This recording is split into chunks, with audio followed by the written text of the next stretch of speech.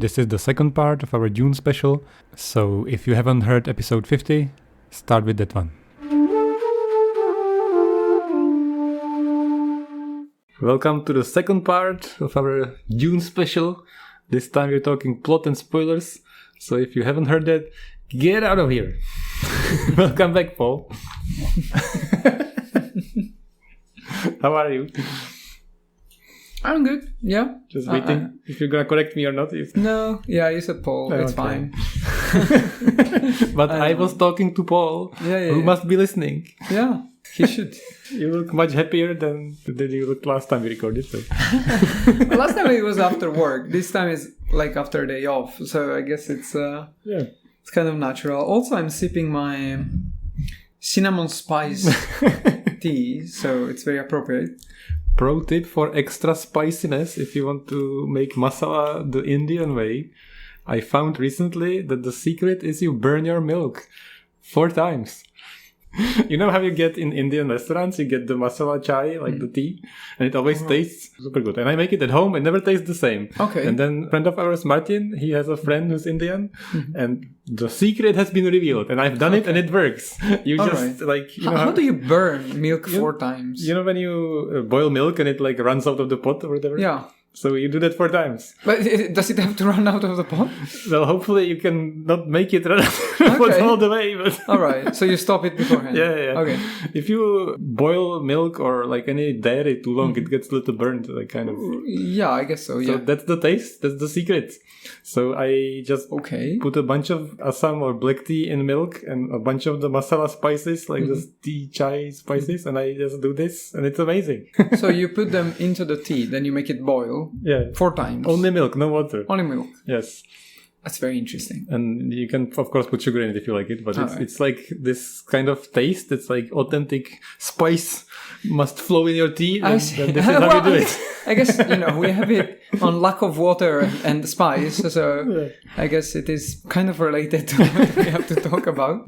So today, we'd like to, as usual, do our plot recap. But we still like to look at some of the... What is it that we don't like about this? This book is... We love this, but it's not perfect, of course. No. Nothing is perfect. Well.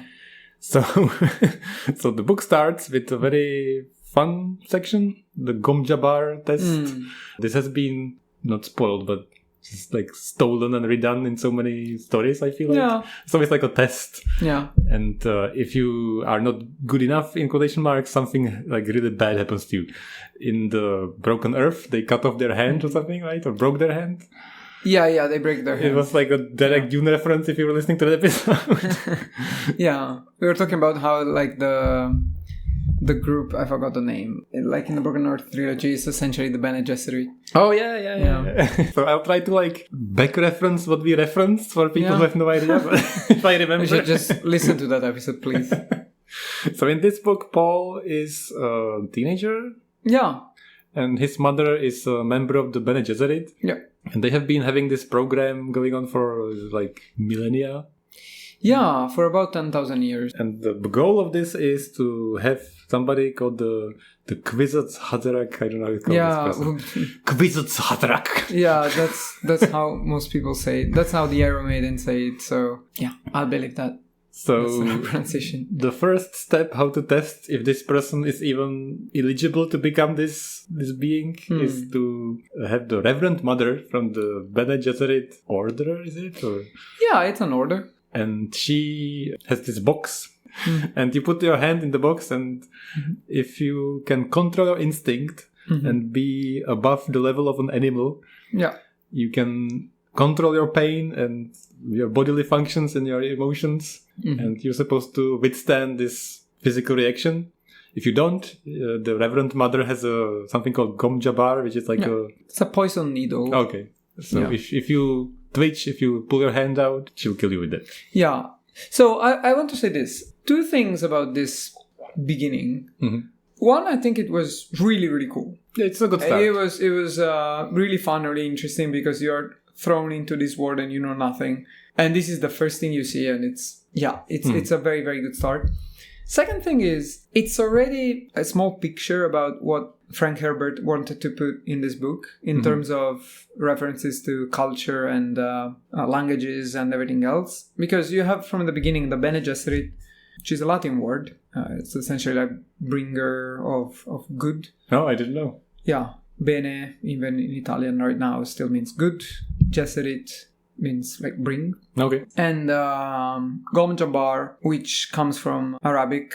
I forgot Gom, but Jabbar, it's like servant, if I remember correctly. Anyway, so you already have these two references, which I thought it was pretty interesting because I've talked about this before when we were talking about The Way of Kings, how many authors, when they make a fantasy world or a sci-fi world, they take references from one culture for one people or one group, and everything is around that culture or people or group. Okay. One of the, I think, very underestimated aspects of Dune, I think he did a very good job in understanding that, we are so far into the future that all of these cultures are mixed. And so, the ethnicity of people and, the languages and everything else is so mixed. So it doesn't disappear. However, it's also not like you still have these islands. So that these people, even like after 10,000 years, they are still like Chinese. Because that would make no sense. In so many sci-fi universes or in so many fantasy universes. Oh, that's a good point. I didn't think about that's what people do. Yeah, not here. Yeah, exactly. And I thought it was... I didn't think about it, yeah. So there are groups of people, there are cultures, nations, but it's not like... Yeah. Okay, that's true. So, of course, Paul passes the test. Like you should, Paul. So Paul is a member of the Atreides, is it correct? Atreides. Yeah, which for some reason can trace back their ancestry to the kings of Argon, so Agamemnon and Menelaus. Okay. I mean, I thought it was cool. I also thought it makes no sense. Like now we can't trace back anyone to that ancestry. I don't remember this part. Kind of like legendary characters. Okay. But yeah, it was cool. Yeah. So his father, Leto, and Jessica, the mother, they live on this planet called Caladan.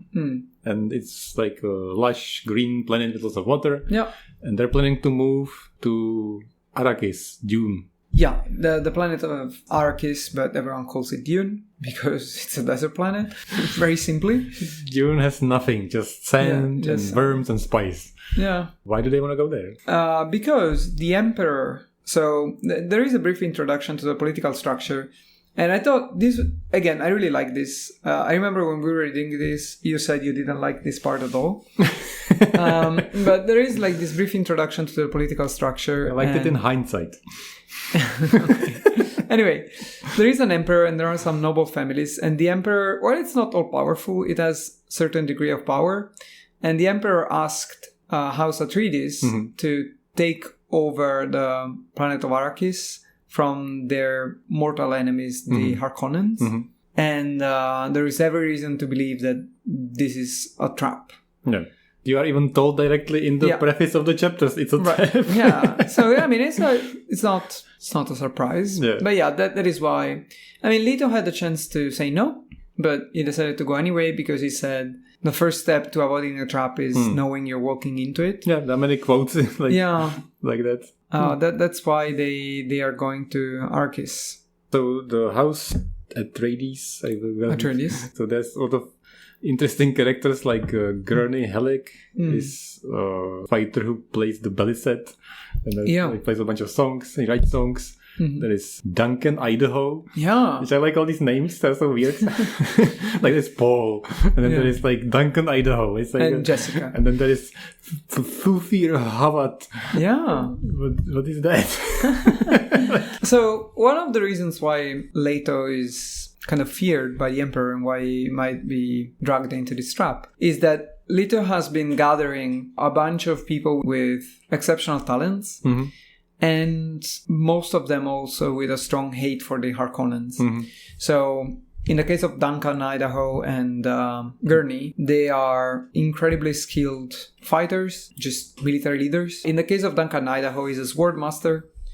And it is said that he is the best sword master, best military mind and fighter of the whole Imperium. And also is a super honky boy. This is a very important point. Yes, for the future more. For the future. But he's a super honky boy. Yes. There's always a honky boy in these books. So yeah. And Tu Firagot is the Mentat who's also an assassin. Well, you kind of mentioned this. So Mentats think very rationally. They drink some kind of black juice that boosts their minds. They keep describing their lips are like colored in some substance. So it's like an energy drink for your brain, I guess. Yeah. So Paul is training with Gurney and Duncan, and they have these shields that they have for training and defense. Mm-hmm. I like that descriptions of the fights and the way you have to work with the shields. Yeah. What I want to say is this. I think Herbert found an amazing way to make it so that hand-to-hand combat and melee fights make sense even in a futuristic setting. It was really smart because, having shields, it means they can block any kinetic weapon. And sometimes this shows how you don't need to make things hard, right, in world building. Like it just says that if you have a shield, if you shoot a laser gun on someone wearing a shield, then there's a nuclear explosion. Yeah, that's fun. All right.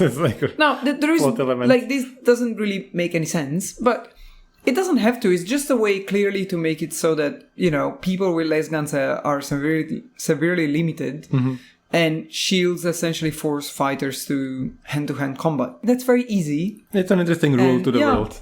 And it makes them have to train to penetrate the shield. Because if you move too fast, the shield stops it. So you have to kind of slide through the shield slowly at a certain point. And that's like an art they have to learn. Exactly. Which was kind of interesting, the movie, the latest movie. I kind of like that. But if you didn't know it was there, it was kind of like whatever. But it was easy to overlook. Fair enough. So, cut to Baron Harkonnen and what's his name? Feud Rata or Fate Rata? Yeah. And Peter. Peter. Yeah, but also like... Isn't it Peter? Yeah, I know, but I always thought like... Or is it like Pieter? Yeah. No. I think it's Peter, but... It was always fun to me because when I was reading it in my mind, it was always like the Baron Harkonnen, and like he has all a fancy name, and then Fade is like all a fancy name, and then there's Peter. Let's call him Pieter. I don't know. So he's a Mentat, and it's basically like he's a twisted Mentat. Okay. Because Mentats, I think it's explained a little bit better in the following books, but Mentats are trained by the Tleilaxu. Mm-hmm. Who are the essentially biochemical geniuses of the Imperium. Mentats are trained by the Tleilaxu so that they don't do certain things. Like they have some limitations. Like a mental, not seal, but block. Yeah. Essentially, so that they live to serve. That's a reference to another series. Anyway, Twisted Mentats... are kind of crazy. And so they use their Mentat powers to do crazy stuff. Yeah. So Baron is just plotting. He talked about these plans within plans. So basically, he has it all planned out. He knows how he's going to get people to betray Leto and take over Arrakis and kill everybody. Yeah. And we basically know this is 100% going to happen because they tell you in the preface of the fucking chapters that it's going to happen. I was so angry. And you even know who is doing to do it and how. I was like, why did you tell me? So then, of course, Atreides arrive to Arrakis. So they immediately have a bad feeling about everything and nobody welcomes them and they know that they're gonna be just completely in a bad place. This for me is the drop. Okay. So I love the first part with the Gom Jabbar. I thought it was amazing. Mm-hmm. Contrary to you, I found political exploitation and everything else. Mm-hmm. And there is also kind of a lore drop a little bit because they talk about how Paul, while he's going to Arrakis, is studying the Orange Catholic Bible. Yeah, he's talking to Dr. Uwe about a few things. I thought it was cool. Yeah.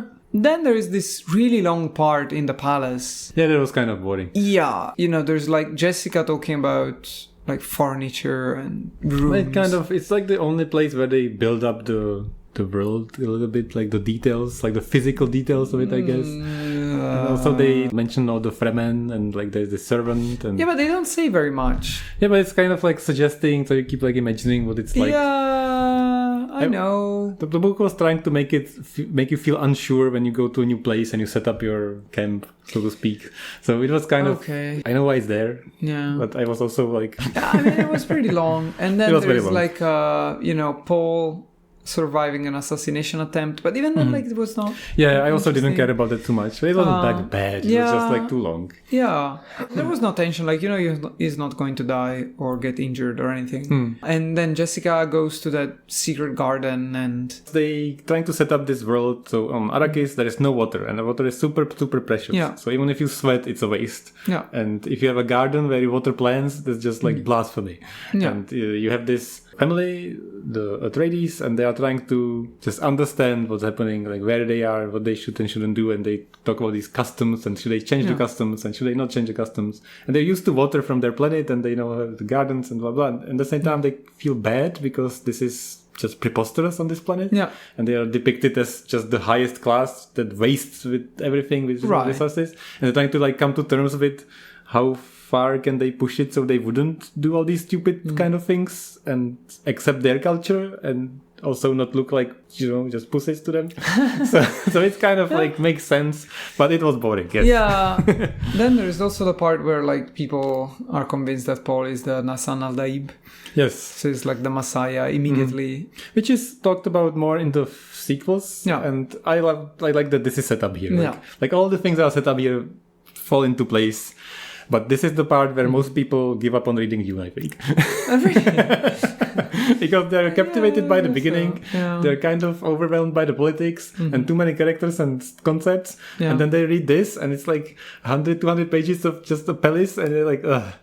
Yeah. What? No, I get that feeling. Yeah. And then there's like, they go to see the spice collector. Spice collection. And so they collect spice from the dunes in the desert. Which is why like Dune, like Arrakis is the most important planet in the universe. So if you consume spice, you basically live as long as you can. Like you live much longer. No, it extends your lifespan by a lot. Reason why it's really important is because the Navigation Guild navigators need spice to predict the future so that they can essentially ride their ships at faster than light speed. Which is an interesting concept. Yeah. So if you consume spice, you also get really high and you get addicted. And if you stop consuming it, you die very quickly. Yeah. And if you keep consuming it, you live a very good, long life. You're very healthy and stronger and all this.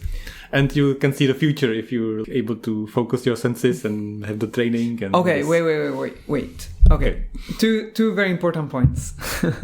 First, to get addicted to spice so that it's literally mortal if you don't continue to consume it, you have to be exposed to a lot of spice. Yeah. For people on Arrakis, this is kind of normal because there's so much, especially if you live in the desert, there's so much spice just in the air. It's like the tradition even, it's in coffee, it's in clothes, it's in everything. Yeah, exactly. They use it for everything. But like normal people who drink spice tea, like us tonight, just to extend their lifetime, their life expectancy, they don't get addicted to it. They don't get like the blue eyes. So if you get seriously addicted, your eyes are blue. Yeah.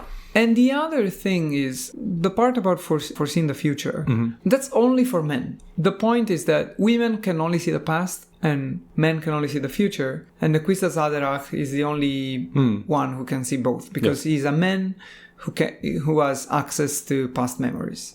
Yeah, so the Bene Gesserit have perfected this process. They can control, we already talked about their like feelings, body, everything so well that they can even transform physical properties or as like of their body. Well, yeah, essentially they are able to ingest even amounts of pure spice which would make someone overdose. Yeah.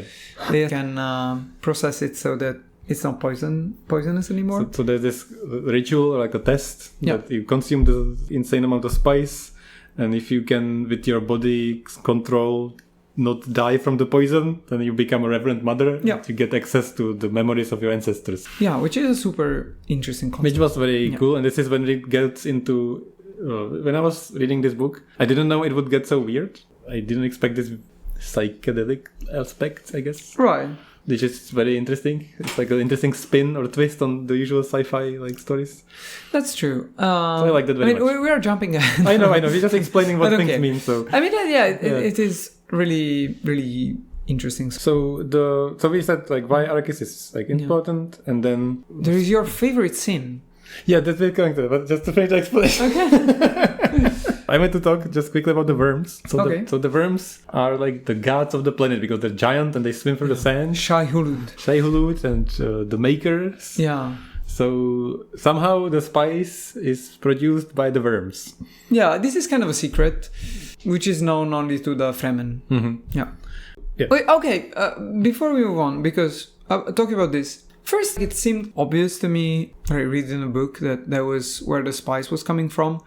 Like, it took forever for Paul to understand it. He's a teenager. Yeah, I mean, yeah, but it... I like that part. How can no one have figured this out? Like, it seems so obvious. I like that because he's got other things on his mind. No, Paul, but no one else understands this. Everybody kind of... But, like, spice is only on Arrakis. Worms are only on Arrakis. I didn't feel like that because I felt like they are on a new planet. There's so much going on, and the last thing they are thinking about is worm. No. Okay, yeah. I'm not talking about Paul. I'm not talking about the Atreides. I'm just talking about the Imperium. Well, the Imperium is dumb. In general, I guess. They're very disconnected from this. They're not there. Yeah, they just hear about it. Well, that's fair enough, but... The Fremen know. Like, this is the biggest secret in the universe, and how could no one figure this out? I think people kind of know, but they don't have it confirmed, and there is no way to do that, to have it confirmed. I don't know. I didn't mind this. Alright. So this part was kind of boring, and we meet all these characters. We should briefly mention Kynes. Something Kynes. Late Kynes. Late is his name as a Fremen. Kynes is like his name in the Imperium. Mm-hmm. So the Fremen are the people of the desert, and Kynes is their leader, kind of. Yeah. But he's in disguise, so people are not sure he's a Fremen.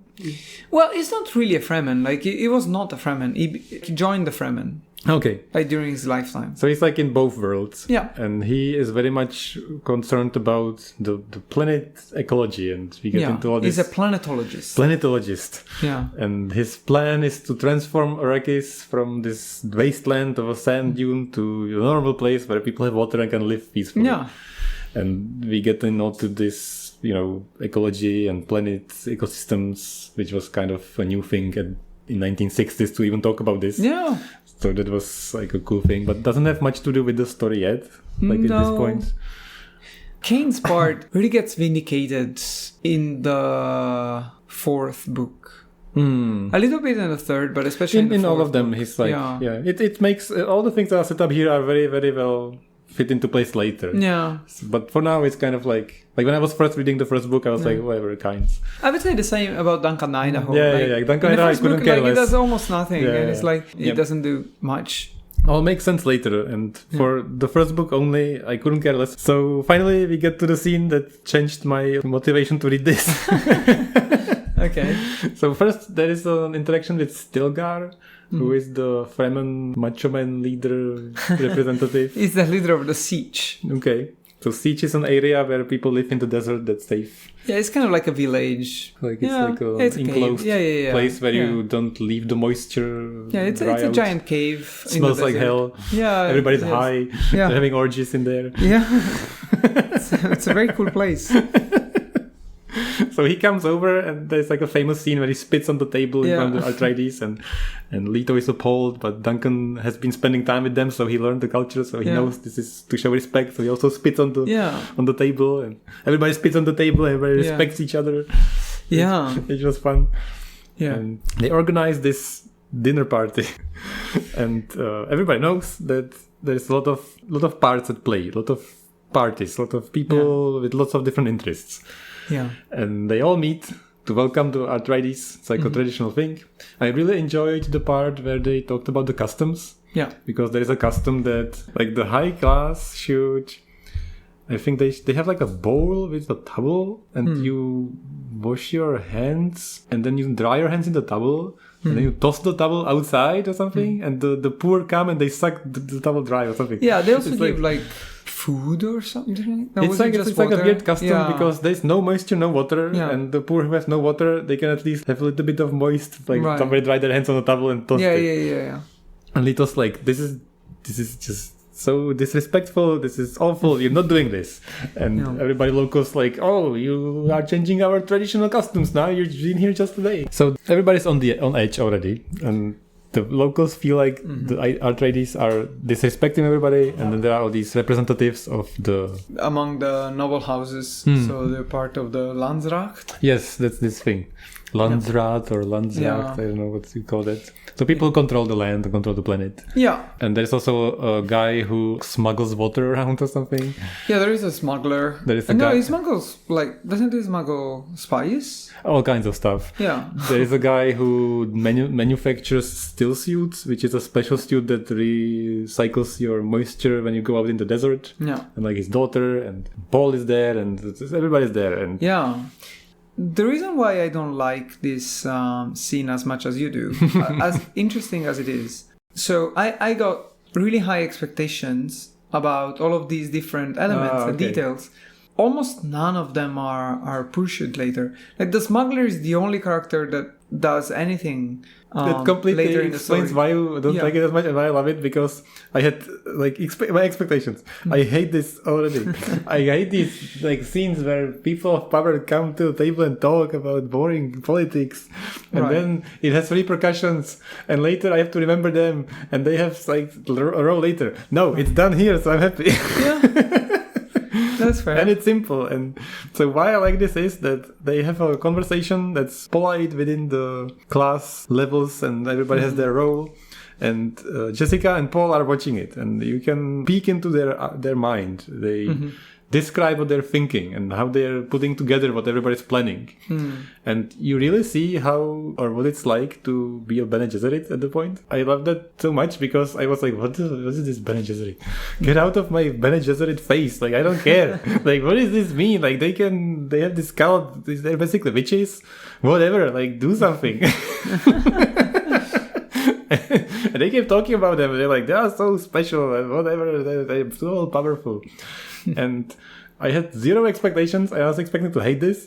And it was so interesting how they put together what everybody is thinking without saying anything and thinking about it. And then on top of it, Paul is also observing it. And in like a bad, unexperienced Bene Gesserit way, because he's not trained so well, completely gives it to somebody. And I love that part so much, because there is this guy who smuggles spice, or I don't know what he does. And he is being very rude, like super rude. And some people see it, and some people don't see it, and some people care, some people don't care. And you can all see that from their body language, which Jessica is like thinking about, which I love that they can actually see, you can actually see how they understand them. And then Paul sees it too, and Paul's a little bit dumb about it. And he's like, oh, I'm gonna show him too. And he's like giving him like a very offhanded 3-level offensive comment. And Paul says, by the way, in my country, or on my planet, some people drown. And I've heard of a story where a fisherman found another fisherman drowned, and he had like scrape marks on his shoulders. Do you know why that was? It was because another fisherman tried to climb on his shoulders as he was drowning, and he drowned in a more horrible way, and blah, blah, blah. And the smuggler is like, this is not relevant, shut up. And they keep talking about it, and Paul's like, yeah, so some people, they like do this, and he keeps telling the same thing, like dumber and dumber and more up front. And it's like, yeah, some people make the same mistake even at the drawing table, even when they're planning stuff. And the guy still doesn't get it, and he's like, why is this guy like so rude to me? And then Paul says something like, yeah, so, and some people do something similar also at the dinner table. And the guy's like, excuse me, how do you dare to say this? Do you remember this part?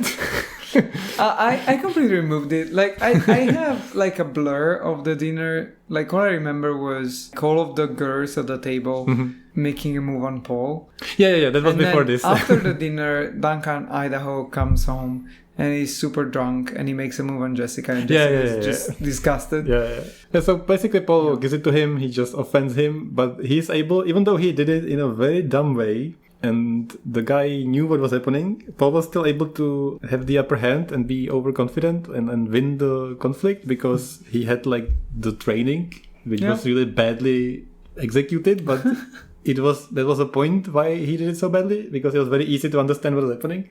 So that's why I liked it. From this point, I was very much interested in Bene Gesserit using their magic. Okay, fair That's why it hooked me, like this point. All right. So best dinner scene in the history of books for me. Okay. So I hate dinner scenes. you're saying that the dinner scenes in The Way of Kings were not to your liking. Yes. Really? Yeah, I hate dinner scenes. You should read the dinner scenes in Mistborn. I will. We shall get back to you on this when I read it. We shall compare dinner scenes, because I hate this. This is literally from all these stories, all the sci-fi. I hate this so much, and this was the only time I liked it. So I was like, yes, finally, this is what I want. Okay.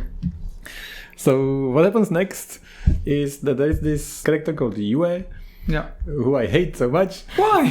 Because he does nothing. And he does nothing. And every single chapter, Yue is gonna betray them. Yue is gonna betray them. Oh, who's gonna betray them? Yue. I was like, damn it. I thought that was super interesting, because, again, we talked about in the other part of the podcast how the introductions to each chapter are written like after the fact, and so there are reconstructions of what happened, and they portray Yue to be this monster and like a betrayer, and then we see his actual betrayal, and he's was just like very conflicted, and he's not a bad guy. No, he's a good character. He was put like in a very bad spot. It's a well-written character, and it all works perfectly, but I hate him for these spoilers. When I was reading it for the first time, I was like, damn it, stop talking about Yue. I hated Yue so much. Okay. What happens is Baron Harkonnen kidnaps Yue's wife, and he says he'll kill her if he doesn't kill Leto. Right. So Yue is supposed to kill Leto. So Yue has another plan on top of that, plans within plans, and he implants a tooth into Leto's mouth with poison, because after some discussions and details we shall not get into, he convinces Leto that there is no escape. Yeah. That Atreides are basically fucked. And Leto agrees. And the plan is that he'll bite on this tooth, which will break it, release this super deadly poison, and blow it into Baron Harkonnen's mouth or face, and that will also kill him. So that's the plan. So what happens? I mean, it was a very good plan. Yeah. Somehow the Baron survives, just by luck. He jumped away a little bit, but all other people died who were in the vicinity. No, because he has suspenders. Because he's so fat, he needs some suspenders, like anti-grav suspenders. He's basically floating. Yeah, hold some of his floppy body. I love this. This is probably my favorite part of the movie, like the recent modern movie. Yeah. The scene was so well done in the movie. Yeah, I think so. I completely agree. Baron Harkonnen on the ceiling was so creepy. Yeah. I like that so much. Yeah. It was like a very well designed thing. Costume, everything. I completely agree. This whole scene was done really well. And the whole betrayal starts, and so the Sardaukar, they are the personal army of the Emperor. They are like insanely devoted to the Emperor. Okay. It was very interesting in the movie too, but not at all in the book, like what they did in the movie. They were like chanting like stuff. Yeah, that in the movie that was amazing. Yeah, I like it too. I watch that scene like once a month. I mean, it's so cool. It was Mongol, what is it called? Throat singing? Yeah. It was really well done in the movie. It's amazing. I didn't imagine that at all when I was reading this. Yeah. And they're from Salusa Secundus, which is the prison planet. Yeah. So very tough MFers. Yeah. Essentially, so what Leto says is that, the reason why they're so tough is that one of the not very well hidden secrets in the universe is that Salusa Secundus is this prison planet, which is essentially like hell. No one knows where the Sardaukar come from, but Leto basically explains that whoever survives on Salusa Secundus, one becomes crazy, and so in this case crazily devout to the Emperor, and second, it means it must be like really strong and if you survive, ferocious, you're something. Yeah. So he says forced to be dealt with. Exactly. So he says that Arrakis has similarly terrible conditions for life. if you live in a desert, and so the Fremen are probably comparable to the Sardaukar. Yeah, so Yue successfully killed Leto, so he comes to Baron Harkonnen and he's like, yeah, I did it, give me my wife. and Baron's like immediately like, you're dead, done, bye. Yeah. It's like that was how it would happen. Like that was what I meant in the first part. We talked about how in the movies they always drag this out and the villain has a speech and then no, done, bye, you're dead. Yeah. So I like that. It's very cut and dry. Yes. Made Baron he was very cartoonish until this moment to me. All he did until this was kind of laughable to me. Yeah, I mean, as I said, it was kind of like cartoon villain style. So after this point, everything he does is clever. I mean, he's really clever. I think that's one of the interesting points of him as a villain, is that he's very crafty. Yeah. So everybody's betrayed, all the Atreides headquarters or the place where they stay. Everybody's murdered.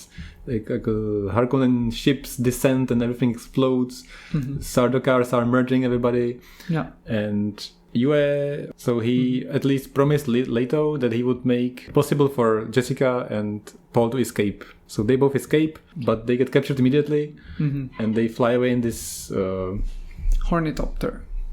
And they have an adventure in the desert. And then, they risk getting eaten by worm. At this point, there is one of my favorite scenes, if not my favorite scene of the whole book. Okay. When they are in a tent. It's a steel tent, which is a tent designed to preserve moisture. Because of all that has happened, essentially, Paul's mind is kind of running. And because he's also mentat. He got trained. He's a bit of everything. He got trained to be a Jesuit way. He got trained like a mentat. He got trained like a swordmaster. He got trained all kinds of. Yeah. And he realizes several things. First, he realizes the point about the spice, because Jessica is saying, we need to find a way out of the planet, and he says, "Don't you understand? Like, we're dead if we leave the planet, because now we're addicted to spice, and there's no way we can leave Arrakis." And then he starts seeing scenes from the future, and he sees the jihad for the first time. And at this point, you don't really understand anything. It's just like he has these pictures and it says jihad. And it's very confusing, but it's very interesting. He kind of snaps at Jessica. He gets really angry because he says, you made me into a freak. You said, by teaching me the Bene Gesserit ways, now essentially I learn these tricks, and so I can see the future even though I don't want to see it. And I can see like this horrible, inescapable future waiting for me. Which we keep saying see the future, and I was very worried this would be very dumb and kind of a time travel-ish like bad thing. But I really like in this, might probably be my favorite way to describe these kind of abilities in a story, because he never sees it in a very concrete way like ever, even when he's very sure about it. He's always sure about the general area of what will happen, but he has no idea ever like how to get there or what will happen exactly, right? What does it even mean exactly? And it's always like a premonition if you're like high on spice and you just put your information you have together and you kind of guess what's gonna happen, right? And it kind of makes sense because he can analyze it with his mentat training and Bene Gesserit training. So it kind of just on the result of all these things. It's not like a superpower, which I like.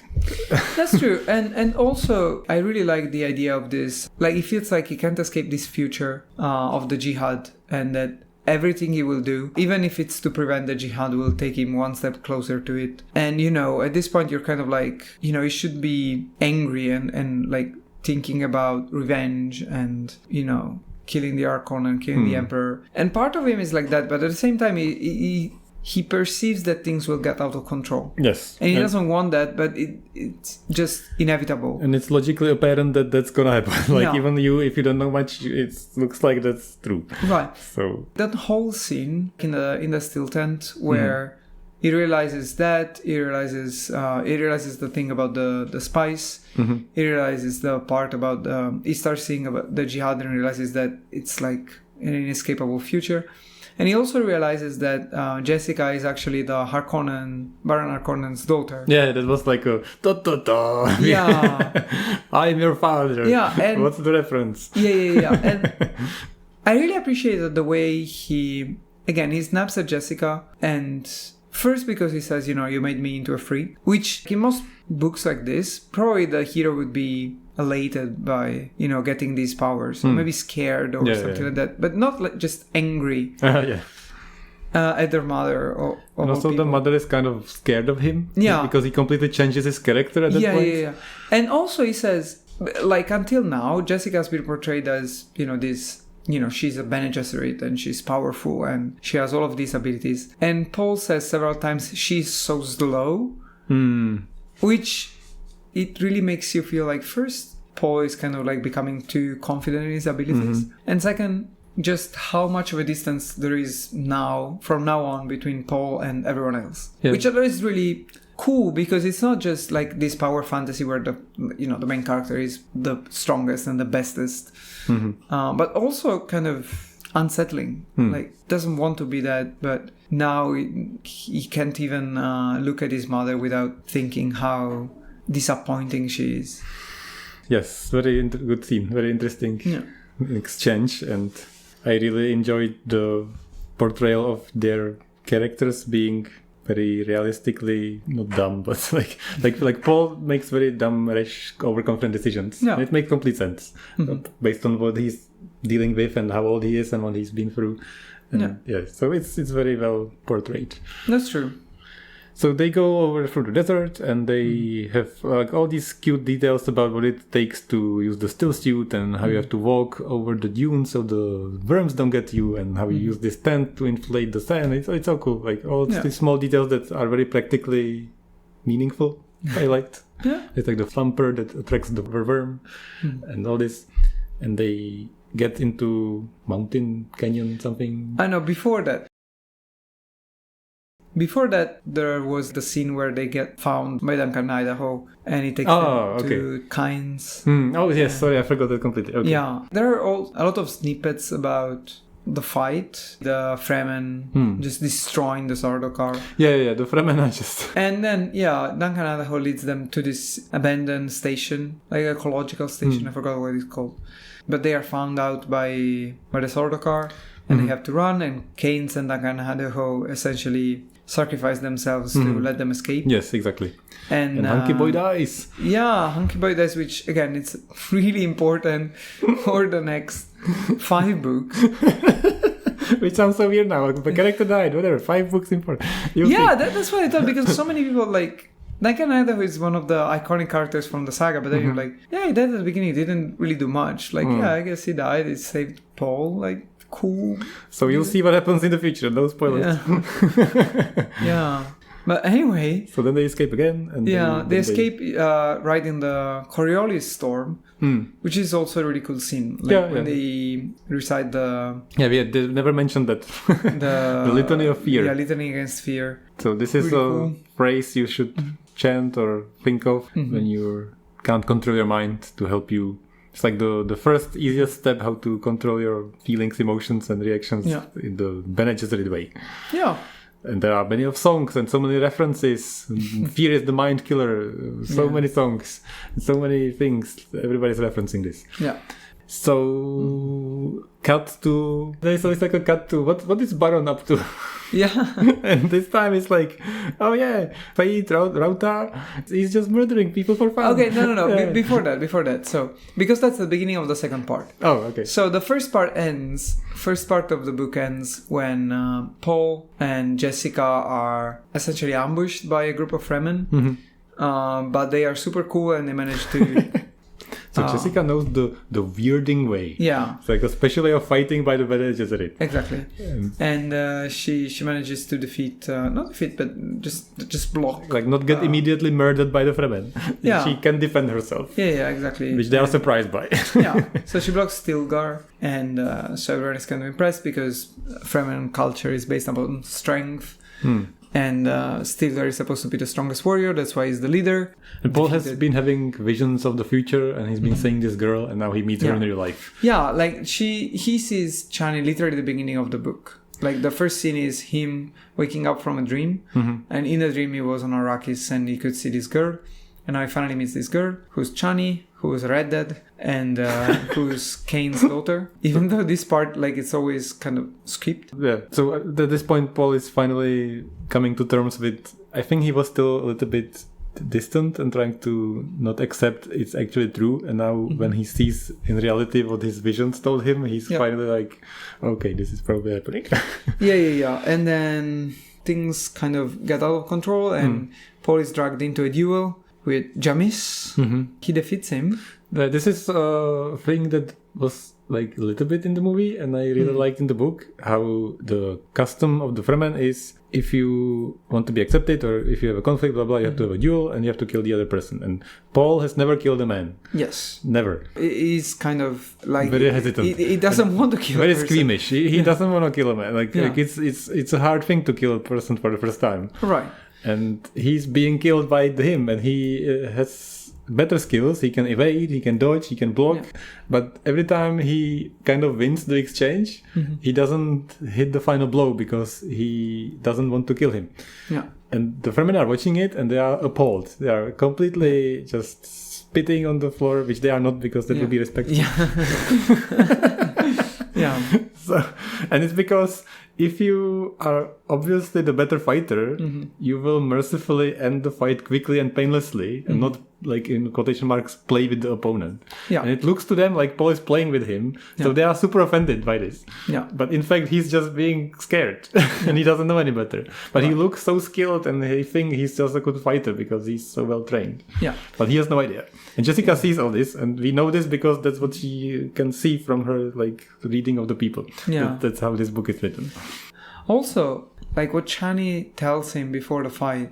Yeah. She tells him like a thing that Jamis does, like a thing that he does a lot, so he can watch out for that. Yeah, but in the movie, she doesn't say that. She tells him, "You're going to die." Oh, which I thought was a very good change. Okay, I thought it was very much in character. I guess, yeah. Yeah, eventually Paul kills him, and finally then he cries. He gives water to the dead. Yes, and the water from the corpse is given to the tribe. Yeah, so they immediately recycle all the moisture from the corpse. Yeah, and it would be wasteful to leave any drops of blood on the sand. My my thought at this moment was, what is the facial mechanism of the still suit? Doesn't it recycle tears? Shouldn't there be like a cap on your eyes because they don't cry. Okay, but I thought like everything is perfectly designed, so I always imagine the still suit of having some kind of goggles. They have goggles. So then in the movie they don't, for obvious reasons, because if breathing is wasteful because they have a mouthpiece to breathe and recycle the moisture from breath, surely the dryness of your eyes would at least bother you, if not waste moisture. Yeah. So no, they have goggles. Okay. But when it defeats Jamis, he's not wearing the still suit because I think they fight in their underwear. Oh, I don't remember. I think so. Okay. Yeah, so they get into the siege. And in the siege, they have the ritual because there was a Reverend Mother, which is not a Bene Gesserit Reverend Mother, is like a just woman who was Reverend able Mother. to survive. Yeah, no, because like the Bene Gesserit and the Missionaria Protectiva, they have instilled this religion into the Fremen. And some of their own traditions. Yeah, which will be important later. Like a Reverend Mother. Yeah. And the Reverend Mother is dying and tells Jessica essentially, you will be the next Reverend Mother because we don't have anyone else who can do it. Chani, I guess, was being trained to be the next Reverend Mother. Okay, so we already said to become that you have to consume this poison, and then if you survive, you can see you become like this higher being who can see all the memories. But we find out that Jessica's pregnant. Yeah, well, we already knew, but yeah, she's pregnant with Paul's sister. And so she manages to pass the test, but also awakens her daughter in her uterus. Which is like, now it gets even more weird. Yeah. So all these things like... Yeah, and then they have an orgy like to celebrate. Yeah. The coming of everybody, Mother. Everybody gets super high. Everybody has sex with everybody Paul, else. Paul is kind of like, I come from a Catholic country. Yeah, so I just have sex with one person. Thank you. Yeah, he's kind of like, don't like this, but then he finds Chani and yeah. So he also gets some, but just one person. Right, because Chani at this point was super depressed because Paul has told him that Keynes is dead, and she told him, oh, well, that was my father. So, they have like this... Yeah, but whatever, orgy time. Let's go. That's the way of the Fremen. This is the way. Yeah. That's how we do it here. And this is where there is the cut because like a year passed or something like that. And we go to Jedi Prime. I mean, that's the name of the planet. It's Jedi Prime. Where Fade is fighting in an arena. Yeah. So he's just like murdering people in a Colosseum or something, having fun. I love this in the old movie. How this name? Sting. Yeah, Sting has like metal underwear and he like murders people with a dagger. It's like insane.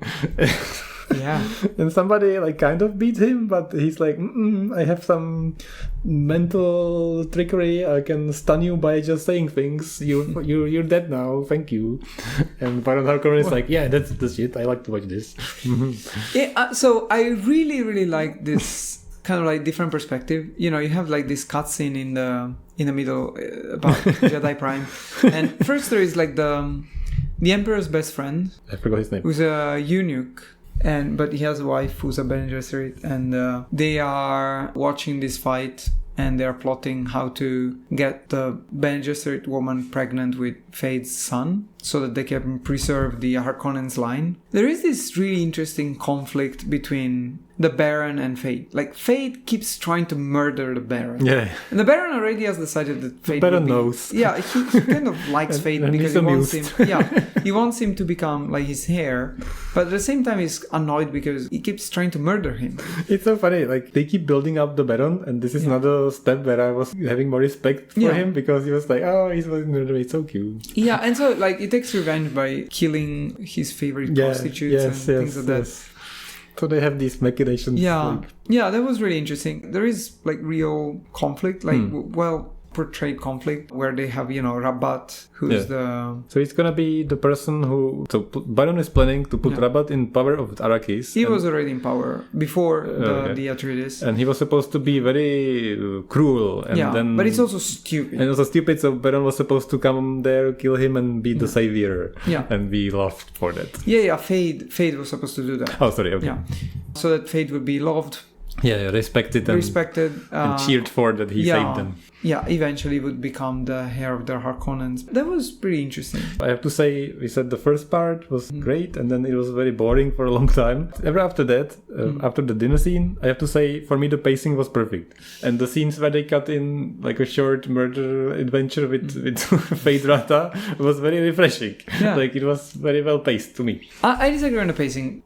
I think so. The second and third part have some problems. There is like Paul ascending within the ranks of the Fremen. Yeah, so he learns how to ride the worms. And he learns how to ride the worms, and he inherited everything from Jamis, including his wife. Yeah. And we learn a lot about Fremen culture and about their dream to get enough water to change the ecology of Arrakis. Exactly, to change the environment on Arrakis. That was very interesting because it was like, they have this plan which will take centuries, but they don't care. So it finishes with Paul saying, okay, I am ready, and he drinks the poison too, the poison for Reverend Mothers. Well, I mean, there are a lot of things he does. So we're building up to this conflict. So Paul is kind of becoming the leader of the Fremen, and Baron Harkonnen is taking over Arrakis, and they just somehow they're going to clash. Yeah. And Paul says, okay, I've been trained, I've been having these visions, so to take this to the next step, I'm also gonna become a reverend mother or something. So I'm gonna drink it. And he just poisons himself too. Yeah. And somehow, miraculously, he survives. Yeah. And he becomes the first person who is a man and a woman. He's not a woman. Okay. He's only a man. So he can see the past memories. Yeah. He has access to the past memories. And he can see the future at the same time. So this is the Kwisatz Haderach that they have been planning to create for millennia. Yeah. Also, Paul's sister is born, Alia. Mm-hmm. So I was going to say, so the Bene Gesserit have been planning this for such a long time, and they've been planning to have a girl. But they wanted it's just that Paul came one generation too early compared to. But there is a point where they mentioned that Jessica was pregnant. Yeah. And she should have had an abortion because the Bene Gesserit have so much control over their body that they can just decide. They can choose the gender. And they can even decide to gender. And she should have had a daughter. She should have had a daughter, but Leto really wanted a man, and because Jessica loved Leto, then she's like, okay, I'm going to have a boy for him. But she should have had a woman because this daughter would have married Fade. Yes. And their child would have been the Kwisatz genetically bloodline-wise and such. Exactly. So Paul came one generation too early. And Jessica's decision to have a son also will have repercussions. Basically, she messed up their plans. Yeah, but the fact that she decided to do this, to have a boy, is super important for the 5th and 6th book. Okay. Even though they're set almost 5,000 years later. Okay. But anyway, the Bene Gesserit are not happy about this because this has not been the plan and they have no full control over Paul. Right. Paul is kind of a rogue wild card now. Yeah. And he can see the future and he can do this. And on top of it, we have his sister is even more messed up. She's a child who can act like an adult because she has all the experiences and memories of all the previous Reverend mothers. Right. So she's super freakish. She's just a child walking around saying stuff. So I'm very, very excited about this for the movie. Yeah. I'm very curious if she's going to be CGI or what they're going to do. Or I can't imagine what they're going to do. I don't know what they're going to do, but I want to see it. Yeah. Anyway, this is the part for me which was kind of meh. Like every single part was interesting. It's just Paul doing different things. Like Paul learning how to ride a worm. Paul I know drinking the poison. Paul having to choose because Stilgar is the leader of the siege, but Paul, if he becomes the leader of the siege, it means he has to fight Stilgar to the death. I like that part. And then there is they meet Gurney again, and Gurney is convinced that Jessica is the betrayer one betrayed them, so he wants to kill her. And she resolves it. I like that part too. Yeah, that part was cool. Again, I don't think any of these parts are bad. It's just it felt like a series of short episodes, all of them like expanding on a story but not really making its progress. That's true. Yeah. Then there is Tufir, who has become like an agent for the Harkonnens. This is what I asked you because I forgot.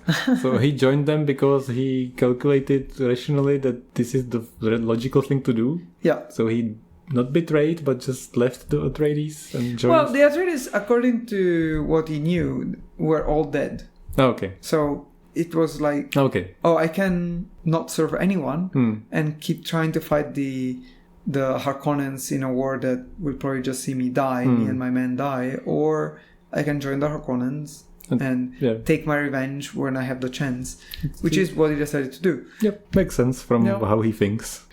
So I think we can jump to the end, because what happens next is they just keep building up to this final conflict where somebody has to control Dune.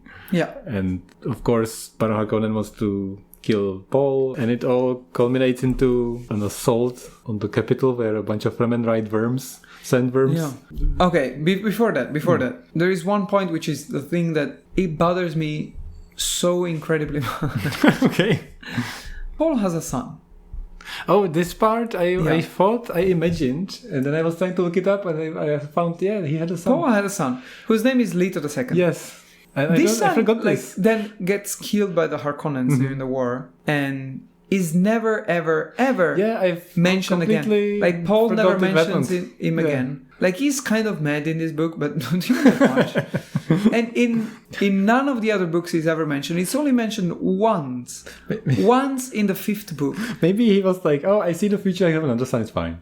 Okay, but like literally his next son has the same name. Yeah, that's what I... And every time they talk about Leto II is like the next son. Like this son in this book, I don't understand the purpose. Like why did he have a child? Completely forgot like, it's completely irrelevant to the story. And again, I think Herbert himself realized he made a mistake. Why did he have a child and then forgot? Makes no sense. Yeah, so what happens at the end is that there is Baron Harkonnen talking to the Emperor, and there's also the Reverend Mother, the first one from the beginning of the book. Yeah. I forget her name, it's like Mohaim or something. Gaia. She's very scared of Alia because Alia she's an abomination. That's an abomination. She can get into her head, like she can control the memories and kind of the feelings or thoughts of all the Reverend Mothers. They can communicate within this mystical realm of shared ancestry, which is not explained. And Alia lets herself be captured and then murders everyone, including the Baron. So this scene was so strange when I was reading this, especially in the old. I thought it was really cool. It was cool, and it was why I like this. It wasn't what you'd expect at all. Like it was kind of a if it was a modern blockbuster movie, you'd expect like the worms ride in, it explodes, and Paul hits the final killing hit to burn Harkonnen, and he bleeds on the floor, and Paul stomps on his face. I don't No, abomination infant child kills everybody like nothing, and is very sassy about it. So after that, there is the final duel. It comes down to this duel between Fade and Paul to decide who will get Arrakis. Paul wins. Fade tries to use poison, but that's not effective against Bene Gesserit. This is also like one of the forgotten moments in Dune, which is the Ferring, so the Emperor's best friend. He was a failed Kwisatz Haderach. Oh, yeah. So Paul notices that in any future he can never see him. He's kind of like a black hole. And the reason is that because he was also a Kwisatz Haderach, but he failed, but still he can't be in his future visions. He has the opportunity to kill him because of that. But he decides not to, which is pretty interesting. It's kind of like his long revenge. Then there is also the part about, they use atom bombs to destroy the mountains in front of Arrakeen, which were like a shield. So that they can invade the city with the... Action. With, has to be some climactic action. And also because in theory, like, the families are forbidden from using their atomic bombs against others. But Paul says, I use them against mountains. It's okay. I forgot that. Okay, I guess. But fair enough. There's a clever part, which is a very famous quote, that he who can destroy it controls it. Yeah, essentially. So he gets to the end where he has to confront the Harkonnens, so dueling Fade, and he defeats him and kills him, and so the Harkonnens are done. Then he has to confront the Emperor, and the Emperor essentially says, I could kill you, but instead of killing you, I will marry your daughter, and you will give me essentially all of your power and all of your Chom shares. And the Emperor has no way to accept because, the guild navigators who were there, it's revealed that they were also addicted to spice. And Paul says, well, if you don't let me have what I want, I will destroy all of the spice on Arrakis. And because I can destroy it, I have control over this resource. Because this is the most important resource in the universe, you have to do what I want. The guild is too scared to call his bluff. And so essentially they decide to support him. Yeah. And he marries Princess Irulan. Yeah, Irulan. But just for the symbolic value, because... Yeah. So he'll have children with Chani, but he'll still have the political marriage with Irulan. With Irulan. The Emperor, Corrino, has no choice but to accept. That's how Paul becomes the... savior of everything. Muad'Dib. The Emperor. Yeah, I agree with you. The ending wasn't as amazing, but I still like it. The ending is good. What leads to the ending is the first part of the book to me is much more interesting than the second part. Yeah, so we've made it. Our plan for the future is to, of course, look at all 6 books. Yay. Potentially the 7th, I'm curious, but that's far in the future. Yeah. And I have to say that revisiting it again still holds up. I would say the same. And besides that, just it has so many layers, and it is true that you can find so much about like politics and philosophy and religion and history. And for example, for me, the whole Missionaria Perspectiva part where like the Bene Gesserit are seeding religions on these different words. Is that here? I thought it was in the it's this one. Oh, they're right. I thought it was in the sequel. No. It's in this one. So that, they see these religions so that they can use it to help them, their order in the future. This was this was something I definitely had to talk about, and I thought I would talk about it in the sequel. Never mind. To me, this is so interesting. This was one of the best things, yes. Yeah. We never talked about it. This is just an example. You can talk about anything you want to focus on. Like, there are so many different topics touched in a very smart way. Because like a lot of books touch a lot of things, but it's not necessarily useful. In Dune, I feel like it all comes together very well. Everything is used. Yeah. Like recently, I don't know which book I was complaining about, probably The Redemption of Time, whatever it was. Like how they set up all these things and they never use them. This is the exact opposite. That's, I mean, Redemption of Time, there are so many things. That's a hilarious comparison, but everything that's set up, it's used. And the part with the religion being constructed and engineered and used for that purpose, with building up their Messiah and genetically engineering him is amazing. One of my favorite points, but that's definitely going to come up in the sequel. So we shall talk about it then. One very last point I want to make is people really love to make the comparison between Lord of the Rings and Dune. Lord of the Rings is kind of the book which started the fantasy genre in modern literature, and Dune is the book which started sci-fi. Okay. I get why, like, definitely if we're just talking about the influence they've had on their respective genres, and now, they hold up after so many years. Yeah, makes perfect sense. But one thing that if someone wants to read Dune as opposed to Lord of the Rings, one thing that I think they should keep in mind is that Lord of the Rings, I think, is one of the strongest points it has, is that it's amazing at the whole showing and not telling anything. So that it has a lot of layers and a lot of depth, but it's never in your face.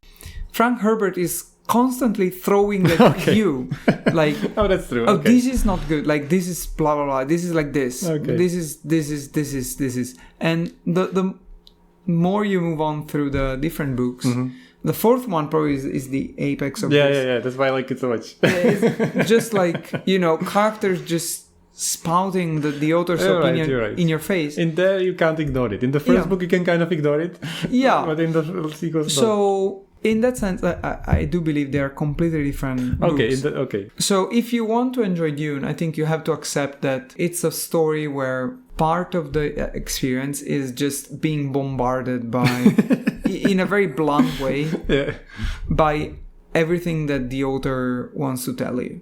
There's no way to ignore it. It doesn't mean that it's easy to understand. It can be difficult, but it's never... How can I put it? It's never implicit. That's actually very true. Very often I feel like I am missing stuff that I shouldn't be missing, or it's getting over my head, or like you said it in the beginning when we started recording, like it is easy to feel bad about like getting lost and trying to get to the bottom of this because there's so much of it and you can see all of it, and it's kind of infuriating that you can't understand everything completely.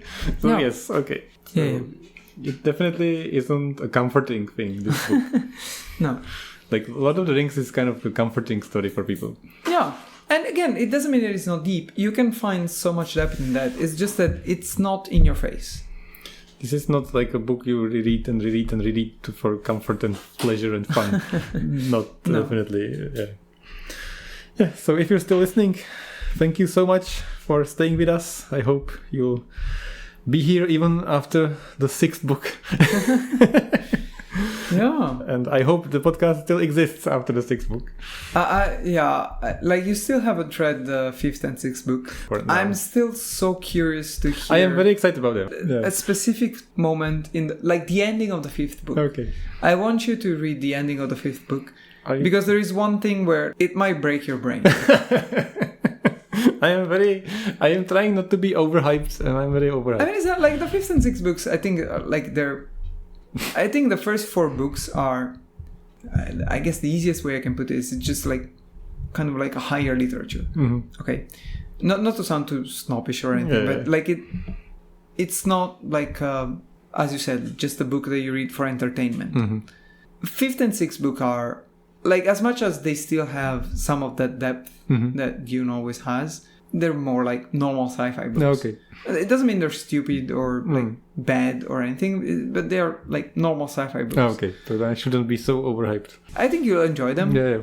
But the ending of the 5th book. Maybe I should be less apprehensive or like expectant of stuff because I'm not reading it because I wanna be not tired when I read them. Yeah, 5th and 6th books they flow very quickly. So okay. So thank you for listening to our 2-part special 50th episode, and see you on the next one. Bye. Thank you so much for listening as usual. Rate us on Apple Podcasts, Spotify. And coming up on the next episode, we have a very special event. Not only did I suffer through the sequel of Hyperion by Dan Simmons, The Fall of Hyperion, but we have also planned very, very special guests, Sam and Danielle from the Book Retorts podcast. So with our joint efforts, we were able to get through this thing called The Fall of Hyperion. So definitely tune in for that. It was a blast.